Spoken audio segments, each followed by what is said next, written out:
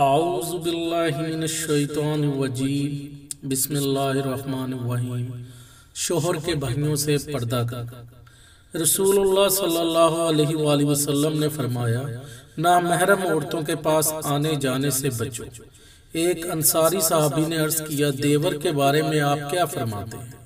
تو آپ صلی اللہ علیہ وآلہ وسلم نے فرمایا، دیور تو تمہارے لیے موت ہے، یعنی شوہر کے بھائی وغیرہ سے پردہ کرنا انتہائی ضروری ہے، کیونکہ وہ تباہی اور ہلاکت میں ڈالنے کا بڑا سبب ہے۔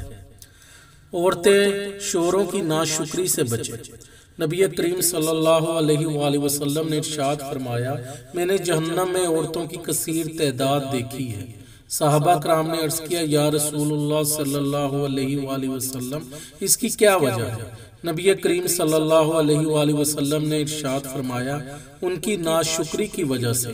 عرض کیا گیا کہ اللہ کی ناشکری کی وجہ سے؟ ارشاد فرمایا، شوہر کی ناشکری اور احسان فراموشی کی وجہ سے۔ زندگی بھر تم کسی عورت کے ساتھ حسن سلوک کرو، لیکن کبھی اگر کوئی خلاف مزاج ناگوار بات آ گئی تو فوراً یہی کہے گی کہ میں نے تم سے کبھی کوئی بلائی دیکھی ہی نہیں۔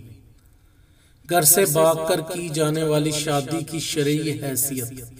ام المومنین عائشہ رضی اللہ عنہ کہتی ہے کہ رسول اللہ صلی اللہ علیہ وآلہ وسلم نے فرمایا، جو عورت اپنے ولی کی اجازت کے بغیر نکاح کرے، اس کا نکاح باطل ہے، اس کا نکاح باطل ہے، اس کا نکاح باطل ہے۔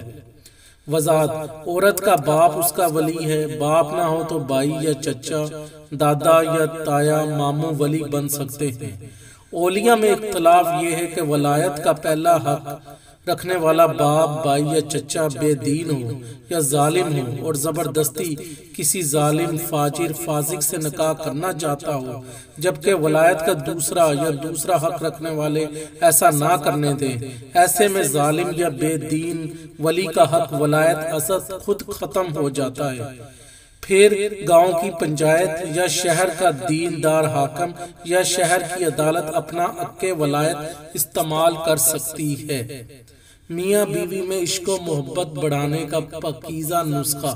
حضرت عائشہ رضی اللہ عنہ جس برتن سے منہ لگا کر پانی نوش فرماتی تھی، اسی برتن میں اسی جگہ سے رسول اللہ صلی اللہ علیہ وآلہ وسلم اپنا منہ لگا کر پانی نوش فرماتے تھے۔